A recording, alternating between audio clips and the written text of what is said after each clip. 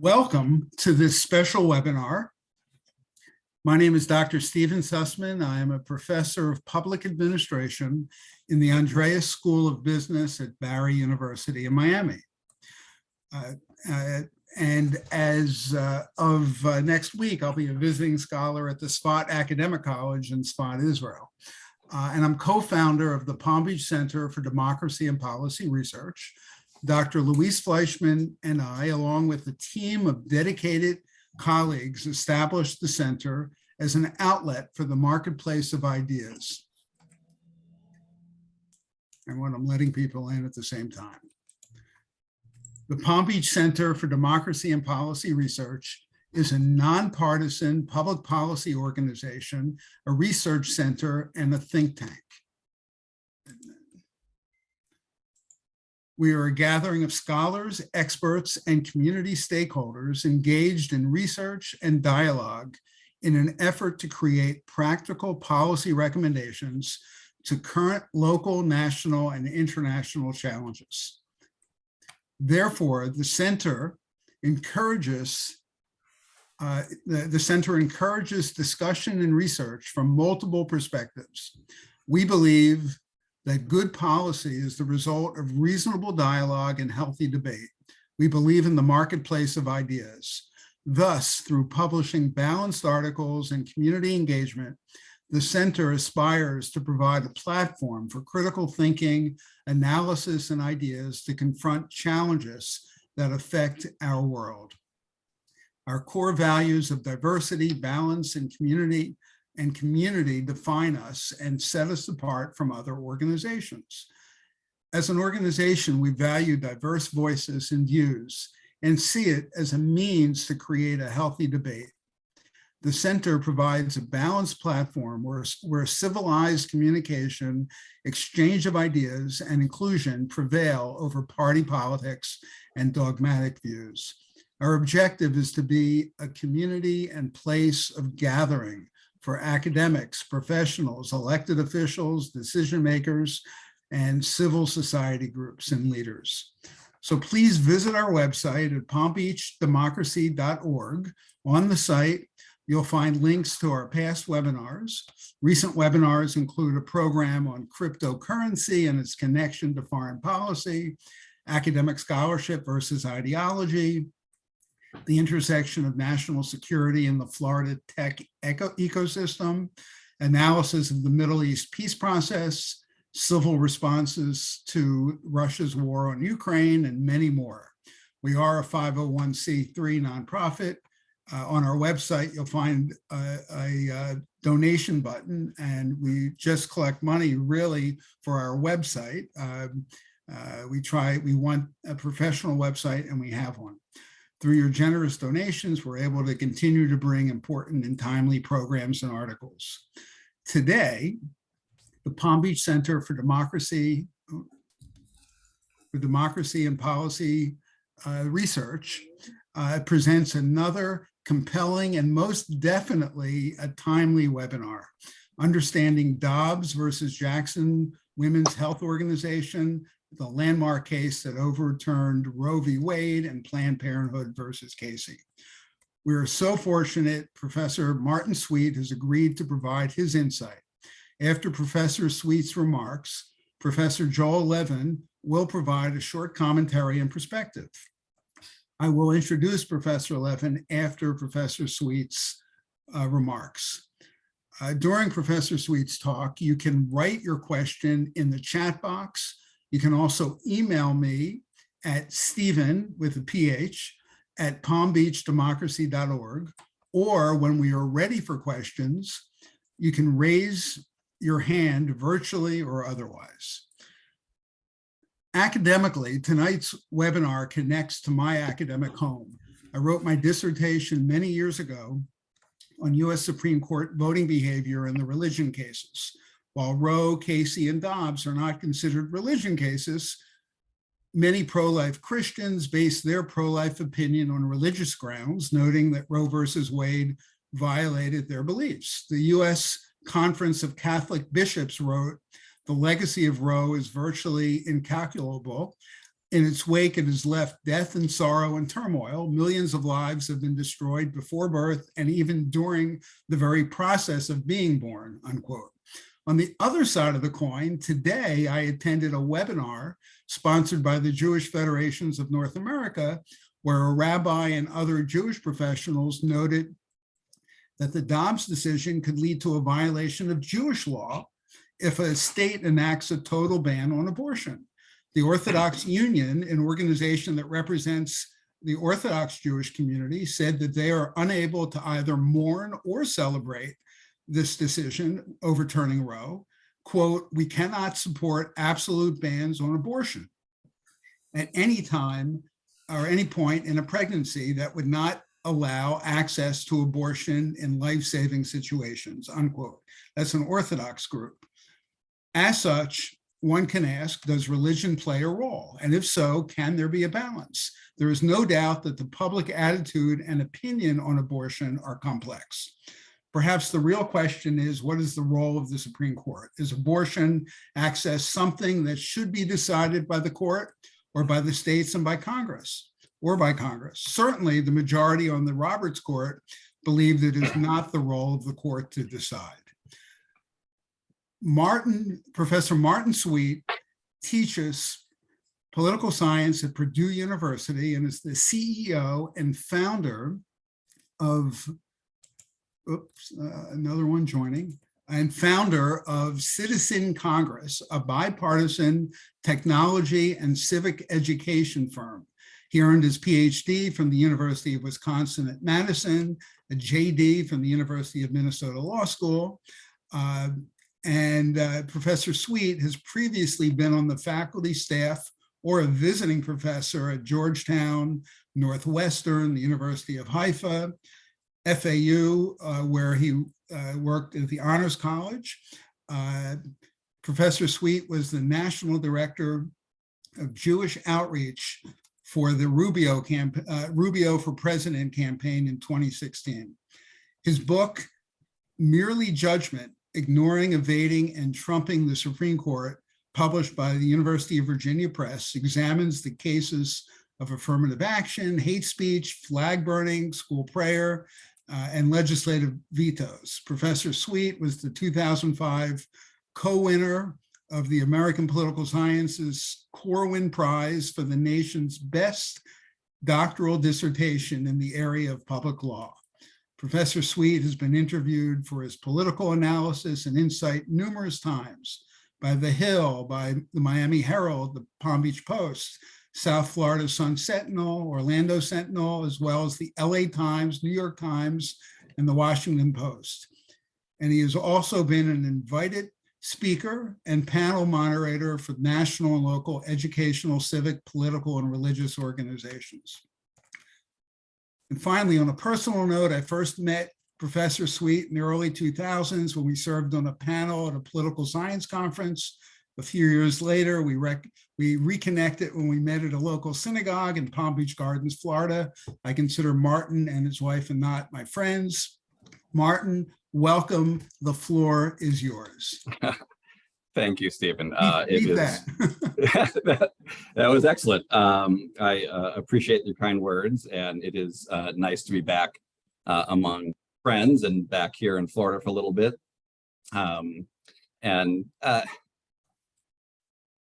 Dobbs is going to be the very last case that I teach this fall when I teach Con Law 2 at Purdue. And so what I'm going to try to do is cram a semester's worth of material to all of you in about 25 minutes. So I know this is sort of a mixed group. Some of you are attorneys, some of you actually teach constitutional law, some of you are not in the law. So I'm going to try to sort of pitch it so that I can bring everyone up to speed, and really in the same way that I talk to my students. So I'm going to share my screen here. Oh, is this disabled? Steve, is there a way to? Yes. Oh, make him let me make you the host. But Okay. when I make you the host, if someone logs in, you have to enter them. Oh, great. Okay. Here we go. More. We've done it before. So we have, oops, Oh, Martin, there we go. Oops, hang on one second. Martin. Okay. Martin, oh, here we go. Make host. Yes, okay, you're host now. Okay, super. There we go.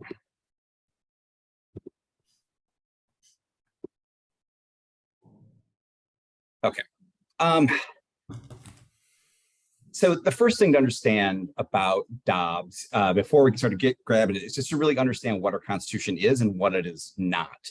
The Constitution, right, sets out the rules of the game. It doesn't make the actual rules, but it sets up the process by which all the rest of the rules by which we play every day are made. For the most part, when we think about the Constitution, we're typically thinking about powers, about what is the government allowed to do, right? This is sort of one of the first debates between Hamilton and Jefferson, whether the federal government has the power to set up a national bank. In the not so distant past, we had this big debate about whether the federal government has the power to set up a national healthcare system. That debate about power, right? The basic premise is that anything that the federal government is going to do, it has to have the power to do it. There has to be some text, and typically quite specific text, about what it is that the framers envisioned the government could do. That first level of analysis is powers. There's a secondary piece, which are rights. And rights are, if you can imagine, sort of these spheres or bubbles of autonomy or privacy or activity that they're yours, you're inside there. And even if the government is empowered to do something, your right can trump that. But it's a two-level analysis, right? So that if the federal government tomorrow, after this next fall election, if Republicans sweep the House and Senate and they pass a bill that says we're going to ban the teaching of critical race theory in elementary schools. Well, the first thing you'd have to do is figure out, does Congress have the power to regulate schools? That's one level analysis. That secondary analysis would then say, even if they have that power, is there some right, like say free speech of teachers or free speech of students to hear messages, that would then trump that power, right? Without the power, the right, you don't have to get to that right analysis. Or if you have the right, the power thing isn't really going to matter, but it's a two-tiered type of analysis. Second major point to consider is the level of compromise that was put into the US Constitution. It was true from a regional perspective, from Northern and Southern. And so we have these, we have the 3/5 compromise, right? We have compromise between large states and small states, which is why we have this bicameral Congress with a Senate, which is more powerful for small states, and a House, which is more powerful for large states. And there was an ideological compromise, typified by the Federalists and the Anti-Federalists, and even came down to the Bill of Rights. Right? The Federalists believed that we didn't actually need to specify our rights, that our rights were implied by the very nature of the document. And so, for example, because we live in a representative democracy, in a republic, free speech is implied. How can you run for office if you can't criticize the incumbent, right? You have to have free speech. And so Hamilton thought, we don't really need to write out this whole Bill of Rights. In fact, if you write it out, you might get into problems. Jefferson and Anti-Federalists pushed, and ultimately won, obviously, to get the Bill of Rights passed. And so our first 8 ratified amendments, right, list out these very positive rights, these things that you have: right to free speech, right to bear arms, right to be free from unreasonable searches and seizures, the right to be free from cruel and unusual punishment. Additionally, then, they tried to cure the Hamilton problem, right, with the 9th Amendment, which says, just because we're putting down these rights doesn't mean there aren't other rights out there too. Great, problem solved, except for Dobbs today. Right? Because the issue that is unresolved by the 9th Amendment is, how do we know what those rights are? who decides what rights are actually implied in the Constitution, which rights are not in the Constitution? And there are a variety of options, right? It doesn't have, of course, we know today it really is the Supreme Court that decides that, but it doesn't have to be, right? It could be Congress, right? Perhaps Congress could just pass a law saying these are your rights. Could be states, could be presidential proclamations, right? There are all sorts of ways in which we could have declared rights, but the way in which our country has developed, even though without any specific charge that this is really the primary occupation of the Supreme Court, that is what has developed. And that Supreme Court, as part of its duties, will declare sort of inbounds or out of bounds on the Constitution, and specifically in the creation of what we call non-enumerated rights. So you're all familiar with the Bill of Rights and the specification, certainly 1 through 8. There are these other rights that we have, these non-enumerated rights, which are also essentially synonymous with what we're going to call substantive due process. Substantive due process is the vehicle, it's the name for how the court is creating these rights. So the 14th Amendment provides that each of us is guaranteed the due process of law. And we typically think about that in a procedural matter, right? That the government can't take your life, liberty, or property unless they follow specific procedures. And if they follow procedures, sure, government can execute you. Government can confiscate your property, no problem. What rights do instead is rights are created that trump the democratic process, that say no majorities, you can't have what you want. And what the court has done over time is created these non-enumerated rights. Some of these are fairly easy and not controversial, right? The right to marry and have children.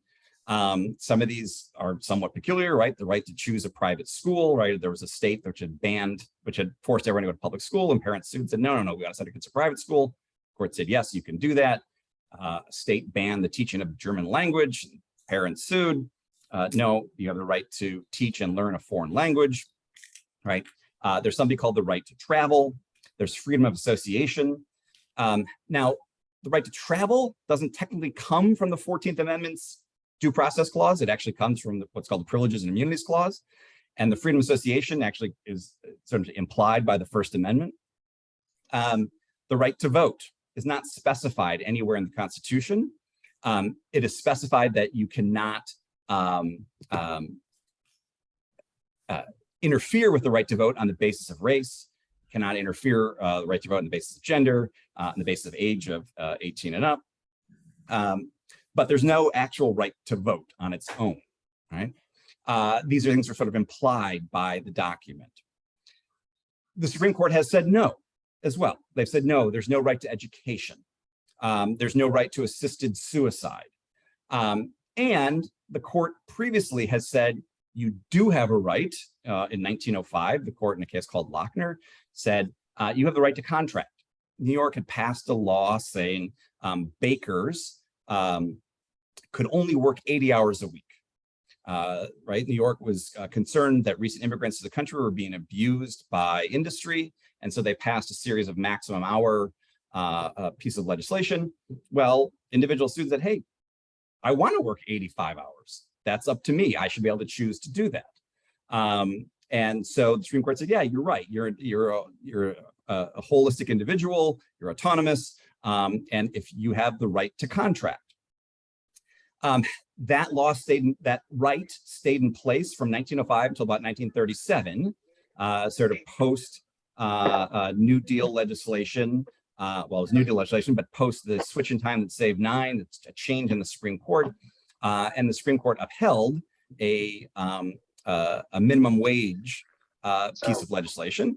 And so instead of people saying, well, I want to work for 35 cents an hour, they said, no, you don't have that freedom. There is no right to contract. So a little bit more than 100 years ago, the Supreme Court says you have this right. And then 80 years ago, they say, no, you do not have this right. So we get to Dobbs by a series of 3 cases, really Griswold, Roe, and Casey. The right to privacy is really first declared by the Supreme Court in 1965. Connecticut had criminalized the writing prescriptions and use of birth control. The executive director of Planned Parenthood in Connecticut, Ms. Griswold here, actually wrote this prescription. And this case gets up to the Supreme Court and is challenged and says, hey, I should have this freedom to use birth control. And the Supreme Court, in ruling on this case and declaring this right to privacy, says, yeah, if you look at the Bill of Rights structurally, which is just to say holistically, or look at a bunch of pieces of it. If you look at the First Amendment, the Third, the Fourth, the Fifth, and kind of the Ninth, and you kind of squish them together, and if you squint a little bit, they have like these shadows, or what they say are penumbras or emanations. And they say, kind of there's this right to privacy. Like, you know, free speech means you have this right to be alone in your thoughts, and the fact that government can't quarter homes, can't quarter soldiers in your home means you have something particularly about your house, and you're being able to control things yourself, and being free from unreasonable searches and seizures means that you have control and autonomy. And so they said, you know what, you have this right to privacy, and it's large enough to encapsulate birth control. So we get that in 1965. And this is, by the way, at the heyday of the liberal sort of apex of the court. This is the Warren Court, right? In a series of political decisions that are coming down throughout this period, which are sort of, for the most part, lock, stock, and barrel with the Democratic Party, are coming out throughout this period. And then we get to Roe versus Wade. And we actually have a change in the court. The Warren Court is over, and we can now get the Burger Court. And so, you know, if you've read some of the commentary about this decision, people would say, oh, it was a conservative court. Kind of. I mean, it had become a little bit more conservative than it was under the Warren Court. But truth be told, the Supreme Court is never holistically liberal or holistically conservative. Roe versus Wade. Norma McCorvey is pregnant now for the second time. She's given up one child for adoption. She wants to have an abortion with her second child now. And Texas has banned the procedure. She does wind up giving up her child for abortion, but is a lead plaintiff in a case that was a largely set up case. They had been looking for a plaintiff to challenge this law. And they revisit this right to privacy. And the Supreme Court, which had gotten considerable grief for its squinty penumbras, emanations stuff out of Griswold, recalibrate slightly. And they say, well, this right to privacy, maybe it's from the 14th Amendment, maybe it's from the 9th, doesn't really matter. But whatever it is, it's broad enough to encompass a woman's right to terminate her pregnancy. The challenge in Roe is once they find that there's this right, they now have to really grapple with what that means and how to articulate standards for lower courts and for the elected branches around the country in how to legislate post-Roe. And so they come up with effectively guidelines of saying, here's what we mean when we say you have this right to privacy, and here's how this is going to play out. And what they do is they create what's called the trimester framework, right? And they say, well, within the first trimester, a woman's rights are at the greatest. And so we're not really going to allow any state regulation during that first trimester. Now, what they're grappling with, though, really is the concept of personhood, right? No matter what your own individual beliefs are, right? It's somewhere between a sperm and an egg not being together, to being together, to a heartbeat, to brain activity, to viability, to being born, there's a continuum. And that's what the court is grappling with, which is why they come up with this trimester framework to sort of make sense of the gradations of life, right? Now, note, the Supreme Court, they are not medical doctors. They are not philosophers. These are all, for the most part, lawyers and former politicians, and trying to grapple with the reality of what their decision means. So they come up with this concept here. And they say, by the way, in the middle trimester, it's sort of a balance, and we're not really sure how that's going to work out. And so, as you can imagine, with those kind of guidelines, there are a host of legislative actions all around the country, right?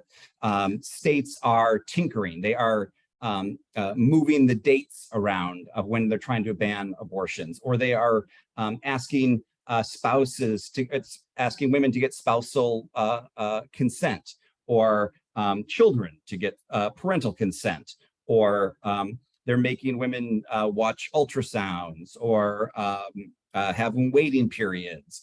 There's a series of different types of legislation which are all designed to, or I shouldn't talk, which have the effect of testing the boundaries of Roe. There are probably, between Roe and Casey, 25 to 30 cases at which Roe could have been overturned. We get to Planned Parenthood versus Casey in 1992, just 30 years ago. And the court says, okay, this trimesters thing, not working. We can't really do this anymore. Science is progressing in all kinds of ways, and that that trimester framework doesn't really make a whole lot of sense. And if you're grappling with the concept of personhood, and we want to give clarity to the elected branches, we should focus on the concept of viability. When a fetus could live outside, when it could live outside of the womb on its own. And the court, in changing this analysis, upholding Roe, upholding the central tenet of Roe, that abortion is encapsulated within the right to privacy, they strike down a few pieces of Pennsylvania's law, which inform consent, 24-hour waiting period, and parental consent.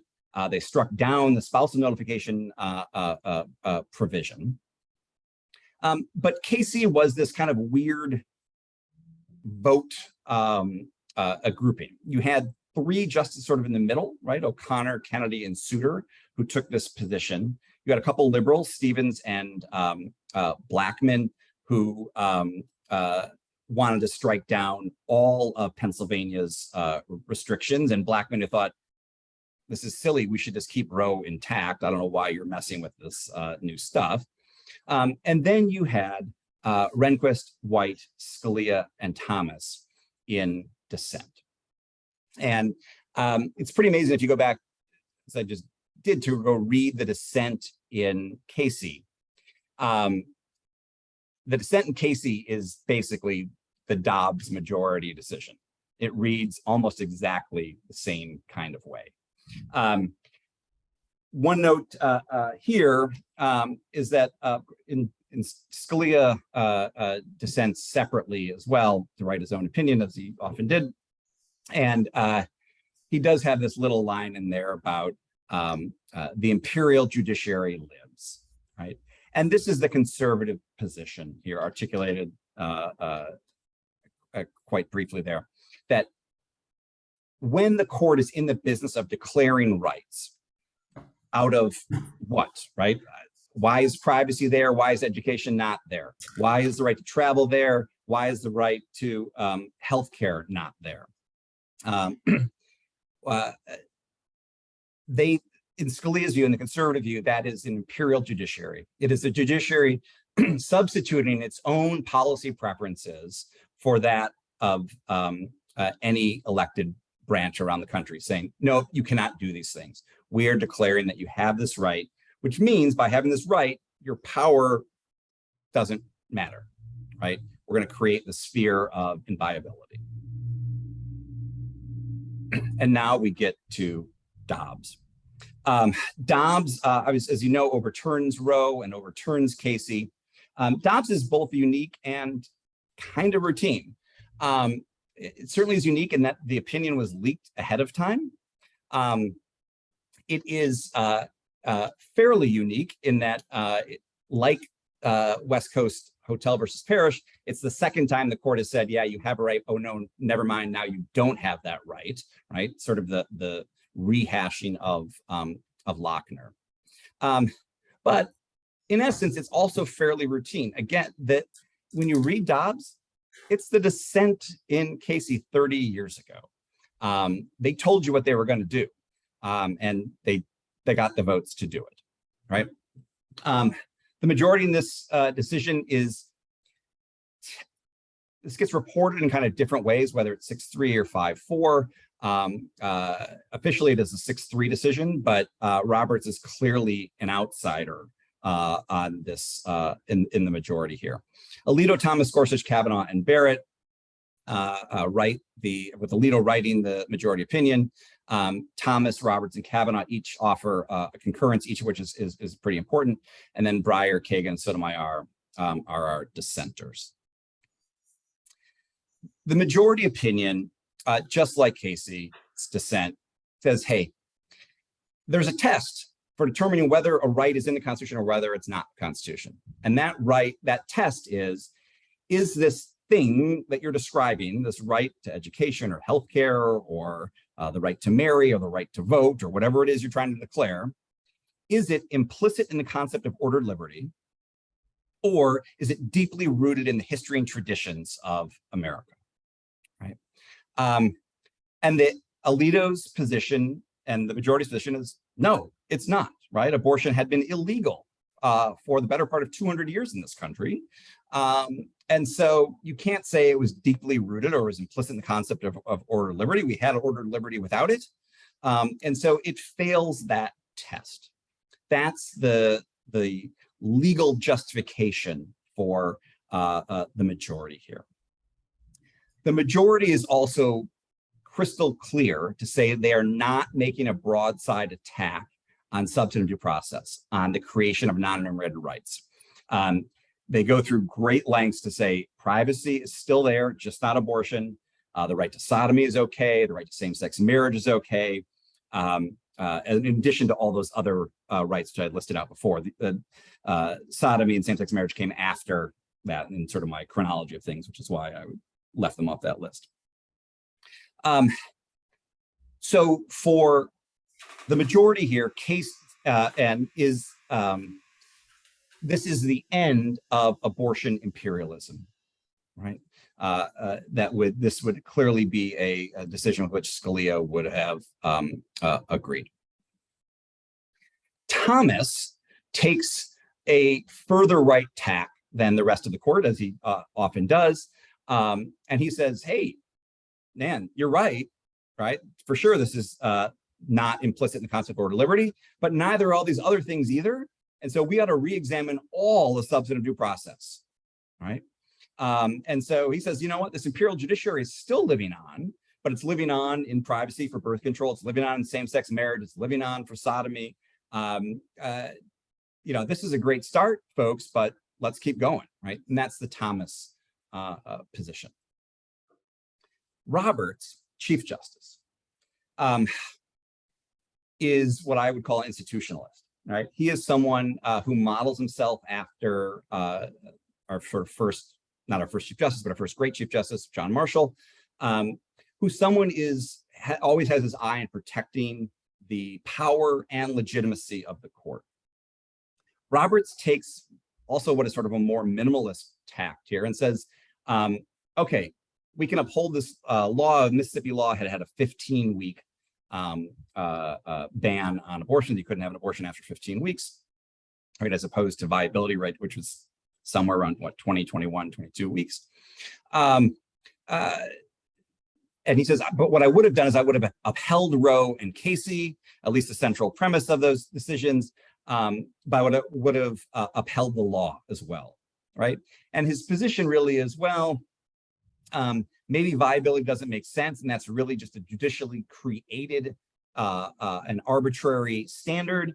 And so let's allow this law to go forward because that Casey standard shouldn't be there, but yet the central premise of a woman's right to choose should still be upheld. The amazing thing between reading the released opinion that was leaked we think by a liberal clerk, but I don't know if we've actually had confirmation who it was exactly, but a lot of speculation. But what you get in this release decision is the back and forth, right?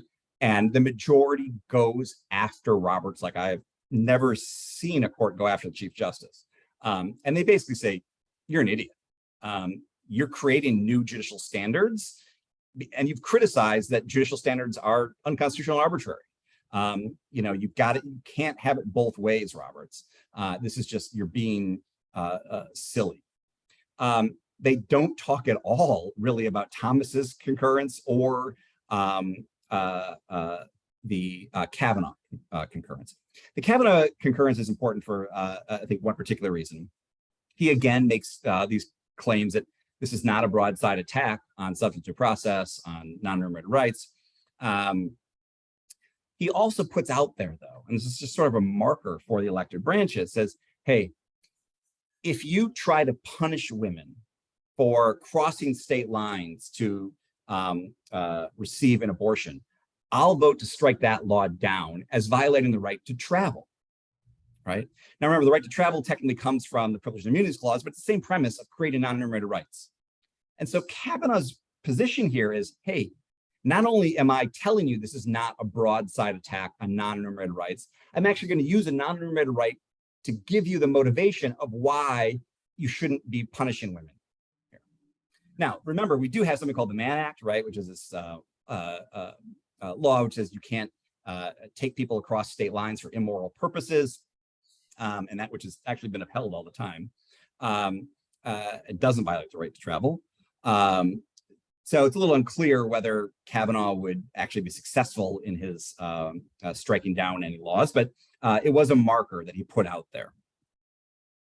And then you have the Breyer, Kagan, and Sotomayor dissent. And they say, folks, of course this threatens all substantive due process, right? Same-sex marriage, clearly not implicit in the concept of ordered liberty, had been illegal for more than 200 years in this country. Sodomy had been prescribed for hundreds of years, a couple hundred years, right? And they say, this is threatening everything. And folks, you ought to be scared of the Supreme Court. And they also say, hey, you should believe in stare decisis, which is precedent, right? Even though the very fact that Roe had been decided, we should uphold it. Effectively, even if it's wrong, right? And there's this old adage about the Supreme Court that they are they're not right because they're final, right? I'm sorry, they're not final because they're right. They're right because they're final, right? There really is no legal constitutional appeal from there. And so the dissent's point is, hey, people have come to rely on this right. There's an entire generation of women who have been raised with this as not even really an afterthought, but of course this thing that it was legal. And so they take that tack. Now, where do we go from here, from Dobbs? We have already seen states passing legislation to curtail abortion. It is entirely likely that we will see states crafting legislation to curtail other rights. I would imagine legislation about birth control would be on the table. There will be legislatures that will try to test or retest same-sex marriage, sodomy, those sort of things which are now look like they're at least possibly open. Remember, though, the Supreme Court, 5 justices, right, of Alito, not Thomas, but then Gorsuch, Barrett, Kavanaugh, and Roberts have all said, we're not touching these other substantive due process rights. There are 4 justices who say these things are up for discussion now, the 3 liberals and then Thomas, right? And so sort of for opposite reasons. One side saying, hey, they're up for grabs and that's a good thing, and 3 saying they're up for grabs, that should scare the hell out of you, right? So we're going to see legislation that is tinkering at the edges there. You will see on the political front, mass mobilization of Democrats, right? Using this case as a way of organizing in the upcoming election. There will be certainly or have been renewed calls for ending the filibuster in the Senate, renewed calls for packing the court to provide theoretically more spots for Democratic nominations. And then you're going to see social manifestations as well.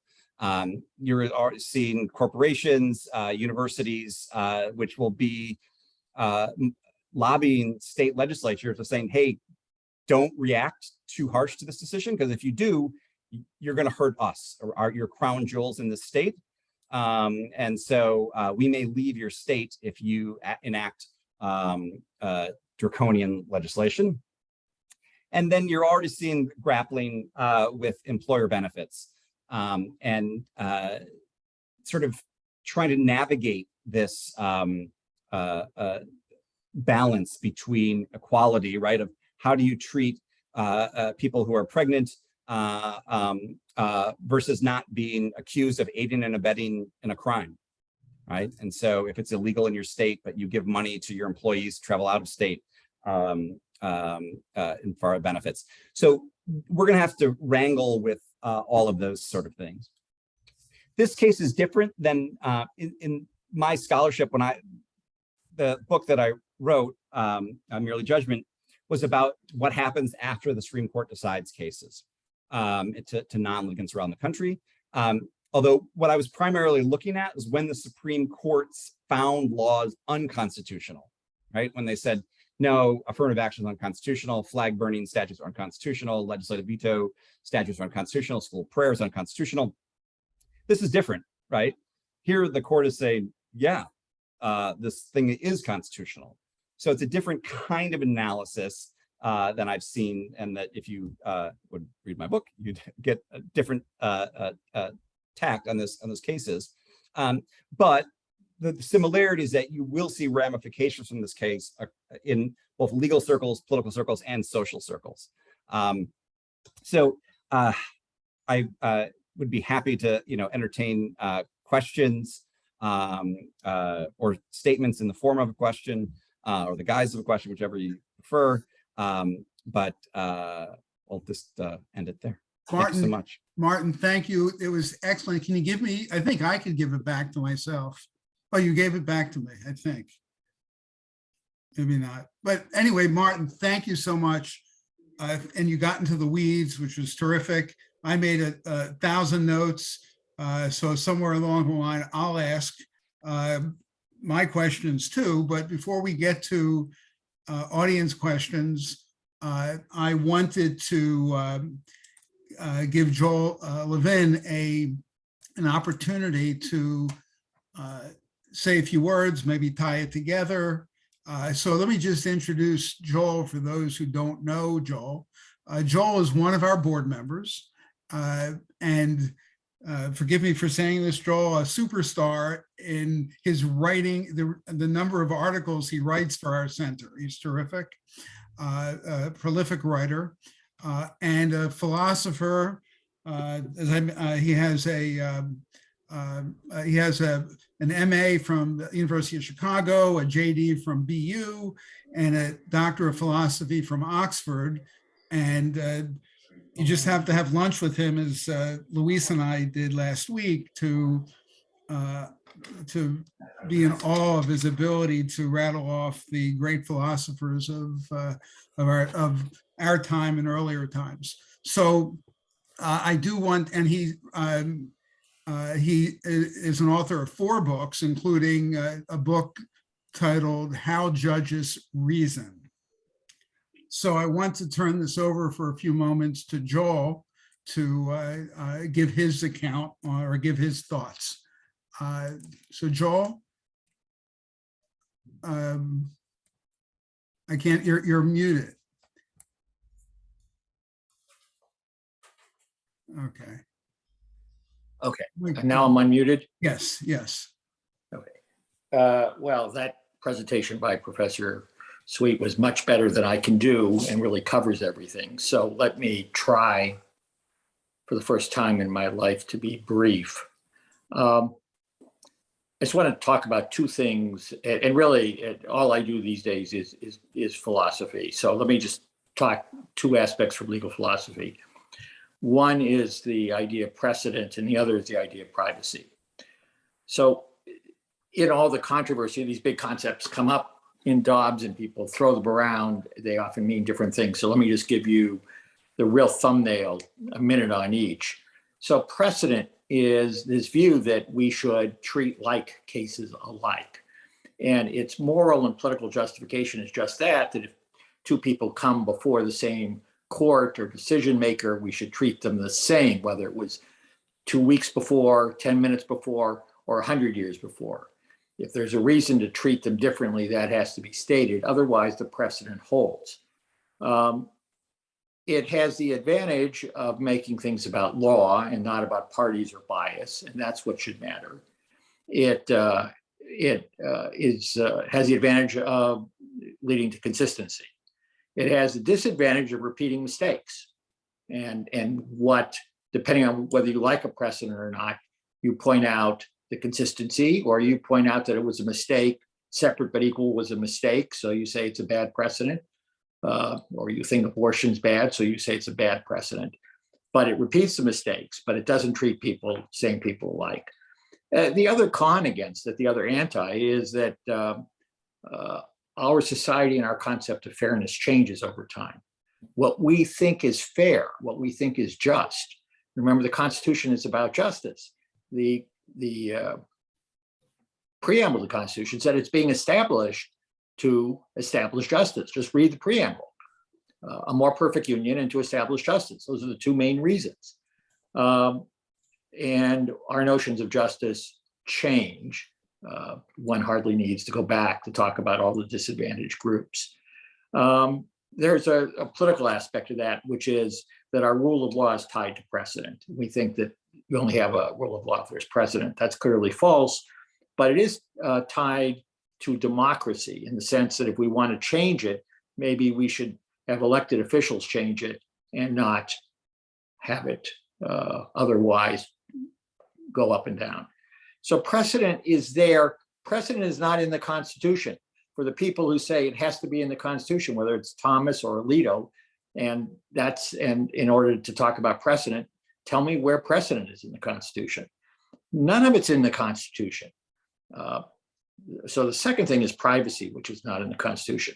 And while I thought the talk that I just heard was brilliant, I just would point out privacy is a notion that arose in the late 1800s, early 1900s, before the Supreme Court, which in my view has been a mediocre, awful set of individuals for 200 some years, finally figured it out in the 1960s.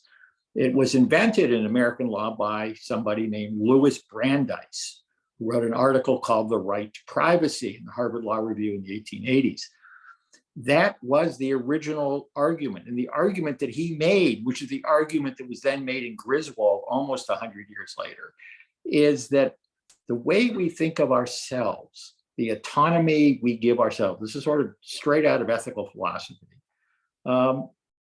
involves the right to be left alone, the right not to be interfered with, the right to our own thoughts, our own private actions, our own bedroom behavior.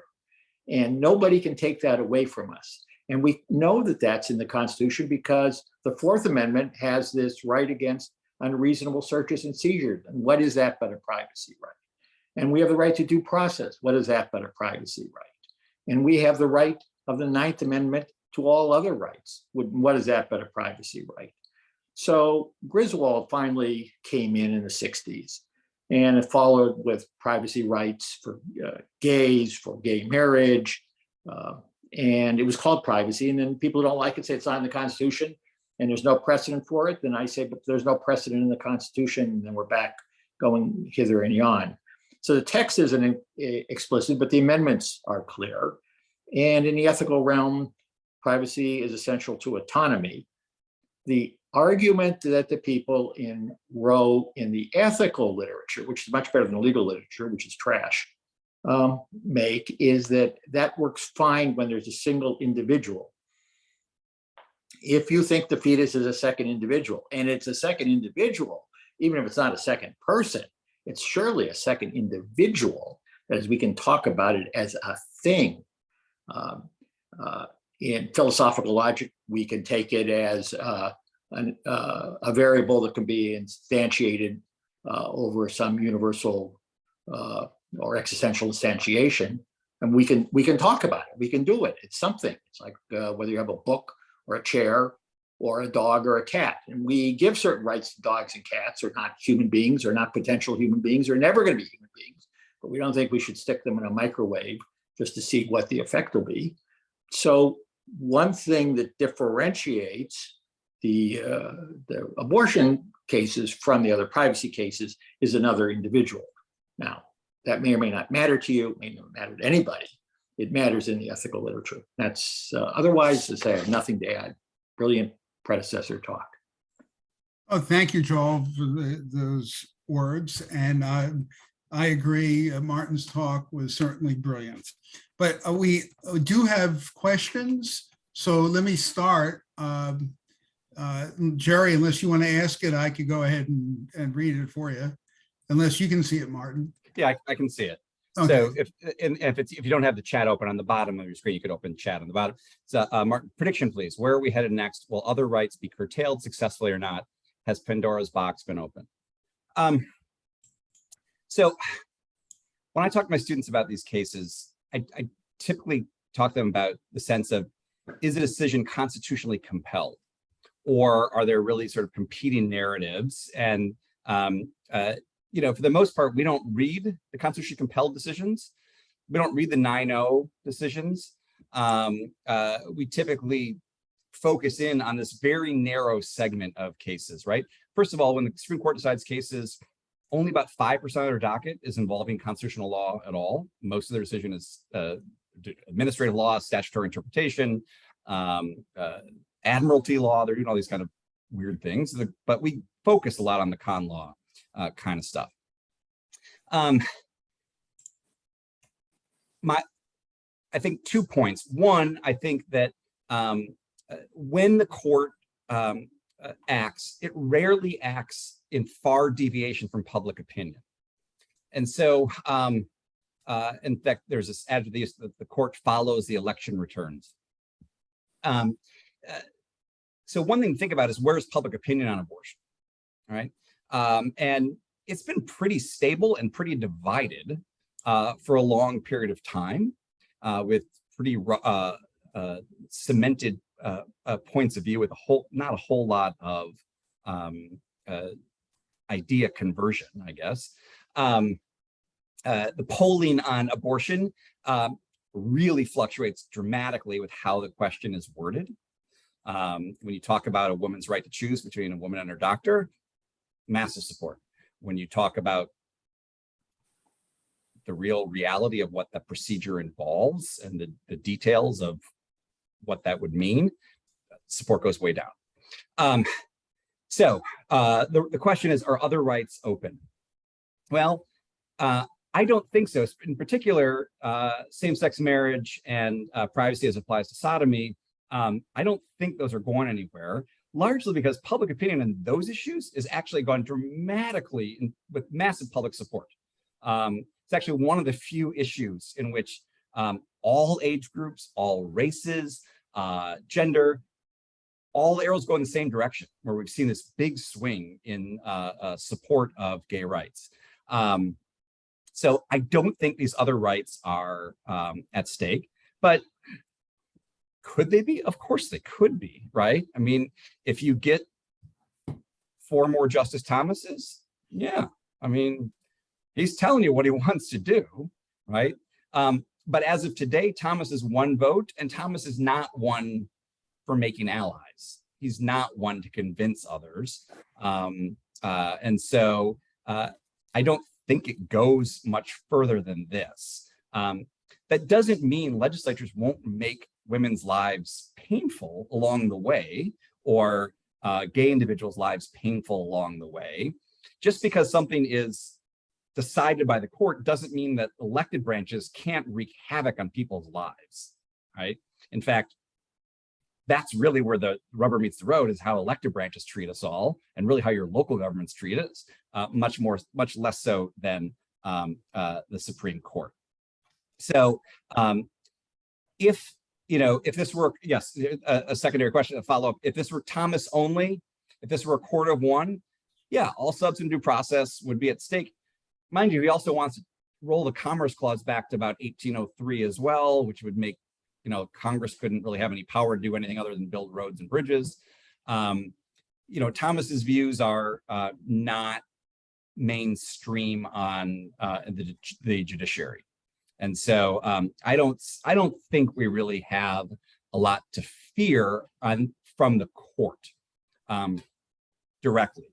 But again, the court, so another thing to think about is, what else is the court doing, right? So this court is clearly operating in a sort of ideological and political sense, as most courts do, by the way, right? Certainly the Warrant Court operated politically left. Burger Court was a lot more muddled. But the Roberts Court is a conservative court. It's not far-right conservatism, but it's definitely a conservative court. They tend to decide other cases in a conservative direction, right? So the guns case that just came out of New York. Now, the interesting thing, though, right, is that that decision was decided in a Republican conservative distinction, but not an ideologically conservative. It actually was a liberal decision, right? Let me be alone to have my gun, whether it's concealed or not, that's up to me. You can't just stop me from getting a concealed weapon, right? But in essence, the liberals and conservatives have sort of divided up the Bill of Rights, right? Where the conservatives have sort of taken the First and the Second, and the liberals have taken the Fourth, Fifth, Sixth, Seventh, and Eighth Amendments, and they kind of pick their favorites. You don't see a whole lot of, there's no Justice Black anymore, who was an amendment absolutist in that sense. So, I think that Thomas, his views are of his own making, and they're not very persuasive for a lot of people. And I will tell you, by the way, lower courts are really quite good about doing what the Supreme Court has said, right? They're actually for those of you in political science or public administration, principal agent theory, the courts are really good agents of the principal Supreme Court. They rarely deviate. The elected branches are not so good. There will be lots of machinations from the elected branches, but I don't think that Thomas's views on any of these things are really going to have much sway. Thank you, Jerry, for that question, and I'm sure June participated in asking those too. So thank you. I have a question. See, I don't want to trump anyone else, so there are no other questions. So I have a couple quick questions. One is, or comments or questions as you put them. We can say our comments in the. This was. I'll ask them both because they're not related. One is, this was certainly a year of lots of amazing, these large decisions. One of which people aren't talking about, but it's the Lemon versus overturning Lemon, essentially, the main case. I think that's the main case. That's one. But you mentioned earlier flag protection, and I think many of us who've taught con law and used the flag protection case, we use that as an example sometimes, that my question is, could this happen in this situation where, with the Flag Protection Act, started out as a Texas case, the Supreme Court threw out that case or overturned the Texas law. And then we had the Flag Protection Act of 1989 or 91, whatever it was. And the Supreme Court came in and ruled that was unconstitutional. So do you think is there enough, for argument's sake, is there enough information in the current decision, whatever it is, 80 pages, 120 pages, whatever it might be, where there could possibly be a federal act creating a legislative right to an abortion that would stand muster in the Supreme Court. Okay, good. Let me go through sort of both of those, and I'm going to sort of do them in reverse order. On the flag burning piece, so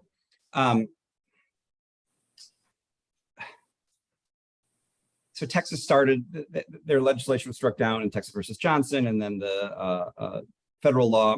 I mean, I do think you're going to see Congress try to get involved for sure. But then you're going to go back to what we started with here, was this debate about government power, right?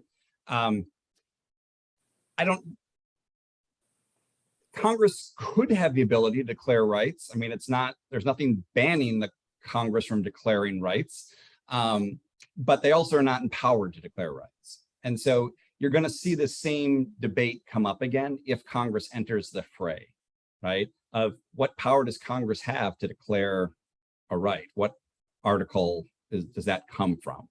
It says the legislative power shall vest. Maybe it's difficult. It will be the same debate, right? About text versus non-text. You'll see that sort of replicated. And what you tend to see when those debates are replicated is a similar type answer, right? And so you're going to see conservatives say, no, there's no text. You'll see liberals say it doesn't really matter, or it's implied, as long as it supports their view here, right? So I think that's probably where that might go. The other decisions, the religious freedom cases, the gun rights case I mentioned. So this is actually, the amazing thing. I got to say, for those of you who are lawyers, I can't tell you how much I hate the way con law is taught in law schools, where they teach you things doctrinally, right? Here is the Commerce Clause. We'll start with Gibbons versus Ogden, and we're going to work our way through the lottery cases and Hammer versus Dagenhart. We're going to go all the way up part of Atlanta Motel and up to Lopez today. And then now we're going to focus on some other clause of the Constitution. Now we're doing separation of powers. Now we're doing something else. The court, the same forces that animate the court in a period of time, today on the Roberts Court or back in the progressive era, animated their thoughts in a whole host of cases, right? So if you go back and read the free speech cases, right, and in particular Holmes and Brandeis's early dissents, right, they were all about laissez-faire economics, right? About we don't want interference in this marketplace of ideas, right? There's same economic rights, same laissez-faire ideology animated the economic legislation cases of the same day, right? And so today, it's no surprise that you have a conservative court ruling on religious freedom, on abortion, on guns, right? Sort of in part in line with this ideological view, rather than something specific or inherent about doctrine or about a clause in the Constitution. Could the court change the right to interstate travel from the P&I clause to the due process clause? Of course they could, right? I mean, there's no prior reference book to say, aha, I know where this thing really stems from, right? In the end, it is at least 5 justices saying this is where it comes from, right? And they have to justify it in a written decision to gain legitimacy and all that kind of stuff. But there's no a priori reference book, right, to tell us if the court got it right. And that is one of the things. We are dealing with these very, very fallible, and by the way, this is not some like nefarious exercise these conservative justices are engaged in. This is the process of judging, right? They're doing their best. I mean, I don't think Roe is a bad con law decision in the sense that there's no trimesters anywhere close to the Constitution, right? That they had to create this stuff. But why did they do that? Well, they were trying to give guidance to legislatures, right? They were trying to actually make their words, their decision, actually have some meaning and provide ways for elected branches to move forward. So it wasn't that it was, we're substituting our judgment to the legislatures. They were trying to help, right? They were trying to give guidance. If that is this nature of judging here, and especially in the con law realm, and it's a difficult line for them. But we do see these consistencies over time. That being the ideological view will animate a whole host of decisions, not simply the one before us. Steve, Yes. I hate to disagree with someone who knows more than I do, but Congress has always been in the business of trying to assign rights. And we've had civil rights acts and voting rights acts, Yep. and all kinds of rights acts that have been pretty unexceptional. Their limitations have been worried about because Congress is wonderfully vague. But maybe one of the most successful rights acts have been the Disabilities Act. Yep. And Disabilities Act was fundamentally changed America for 20, 30, 40, 50 million people. I mean, it's an act by Congress. It's purely a legislative act in the 1980s and sort of 90s, just sort of came along, a couple of acts. And so Congress is in the business of assigning rights. And as for the flag burning, I mean, the how you categorize the debate often determines the debate. So flag burning is considered a First Amendment issue. It's a symbolic speech. I can say I hate America, that's protected, or I can burn its flag, which might mean I hate America. And the courts have said that's the same thing, symbolic speech. So I'm not sure that that's the right analysis. I think at 40,000 feet, which is what you're talking about, the judges often make it up. And I go back to, is not the theme here, that we've had 200 years of mainly awful judges, maybe a dozen good ones and 200 bad ones. And they don't know what they're doing. I would disagree that they're trying to do their job. No, Thomas and Alito, who scowl all the time because they think they're not respected enough as little tin dictators. No, I don't think they're trying to do their job. I think they're trying to be powerful little tin dictators. And I don't think they even know what their job is. And I don't think they know what they're doing. I don't think it's a bad decision only because it's a bad decision. I think they're incompetent. And I think the adult Republicans in the room, Kennedy, Souter, Stevens, and O'Connor, have left the stage. And instead, we have people who are incompetent Republicans. And I'm waiting for competent Republicans to make a reappearance. I'm waiting for John Harlan to come back from the dead, either the first one or the second one. Yeah. Well, how about John Harlan? How about his great uncle or whoever he was who wrote in Plessy the first one, the grandfather, and the first one, the second. So let me just we have a question, and then we should wind it down. But I do want to respond to you. The Flag Protection Act that was ruled unconstitutional, that was the Eichmann case. Johnson, you said, was Texas. Eichmann was the federal case. And what they I think, and I agree with you, Joel, in that, at least what I got out of what you just said, that the court will do whatever the court wants to do. And in that particular case, as I recall, they ruled that, yes, it was speech plus, it was speech, action speech. But what they said was how can you make, and correct me if I'm wrong, Martin, how can you make it illegal or unconstitutional to do something to an item that stands for the freedom to do to it whatever you want to do to it, if you know what I'm saying. And I think that might have been part of their decision.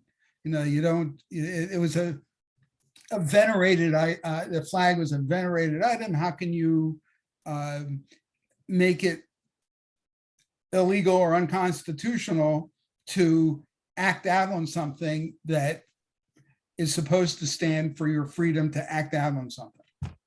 Am I wrong about that? Or did I say that sort of? No, I think that's right. In fact, I think if I'd have to go back and look, but I'm pretty, like in Texas versus Johnson, I even think like Stevens was in the dissent in that case, if I remember correctly. Was also a veteran. Yeah, I mean, so that was sort of the irony of that decision, right? Of the law, that was restricted, that the burning of it was a message that would have been, contrary to the entire symbol, which was giving you the freedom to do that. So yeah, I mean, it was one of those challenging sort of things, but I think as Joel got it, it's how you categorize it, which sort of. I know I want to be sensitive to your time and everyone else's time, but we have one more question. If you can see that there, from Dominic. Yeah. So you mentioned in your aftermath slide that the left will mobilize voters. I happen to work for the DNC's mobilization team. What steps do you believe the GOP will take now in order to try to recover before midterms in the next presidential election?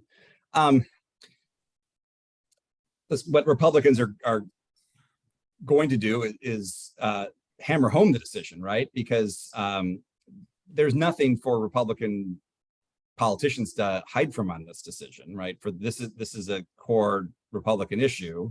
They're happy with the decision. This has been a long sought after goal. It is, and I do think in a political science sense, it's a headwinds, sort of issue for them, but they're going to run on economics. They're going to run against Joe Biden. They're going to run on, they're running on gas prices. They're running on leaving Afghanistan debacle. That's what they're going to run on. I mean, Trump's polling at 46%. What's that? I think Trump's polling at 46% now. Yeah, I mean, but listen, what elections today, right? It's funny thing. When I first started teaching political science, right, one of the first things we always talked about was the median voter theorem, right? That you always try to get that voter in the middle. You run to the outside in the primaries, but in the general election, you run to the middle. It's just not the way elections are run anymore, right? We're in base elections all the time now. You just try to juice your own turnout. We don't have to convert anybody. It's too expensive, takes too much time. Just juice and gin your own turnout, right? And that's the way most elections are run these days. So I don't see GOP doing anything different because of the decision. In fact, I think they'll make lots of hay off of it, as well as just sort of everything else they're going to run on. They're not trying, the press likes to talk about suburban soccer moms or whatever. Will this turn them up? Maybe, but that's just not where elections are going to be run. They're going to just try to gin up base. And, there'll be some tinkering in the middle. They'll let Larry Hogan go talk to people, and they'll let, Charlie Baker go talk. But for the most part, Republican Party is going to run on base, as the Democrats do, right? And then every once in a while, you let a conservative Democrat go talk. But it'll be a base election. And I don't suspect it'll be it's a midterm, right? Democrats are going to get crushed in the House. Senate, don't know. Those are very particular races, and they're all weird because it's a 6-year gap. But so will this make a difference between a 50-seat loss and a 45-seat loss? Maybe, but I don't see a whole lot of moves on the Republican Party because of this. But Democrats, this is where they'll want to pick up new voters, right, and do voter registration drives. It'd be great if kids voted, but they don't, right? And that's the issue always. I mean, this is a great issue for motivating young women to register to vote and to actually vote. But they just don't. Young people for some reason just haven't figured out they're going to be forgotten if they don't actually show up. So that's kind of where that is. So. Well, Martin, thank you. I want to, as we approach 20 minutes longer than we were supposed to go, which is a testament to how wonderful this event was. I thank you for your insight, your wisdom, your way to tear down these issues and explain them. So I appreciate that. I appreciate knowing you and Anat for all these years. And one day I'll tell you, Anat, how I talk about you occasionally in a terrific way, and how, but that's a whole nother story. But I want to, again, thank you, Martin. It was terrific. I thank everyone for coming. Joel, thank you for your comments. This will be posted on our website within the next, hopefully, few days. And for those who did come a little bit late, the Palm Beach Center for Democracy and Policy Research. We're a 501c3 nonpartisan think tank, if you will, and log on, take a look at all of our articles we post, all of our videos, our webinars, and looking forward to seeing everyone at future events. And again, thank you so much, Martin. I appreciate it. And thank you, Anat, for coming too. Thank you for having Good me. night. Appreciate it.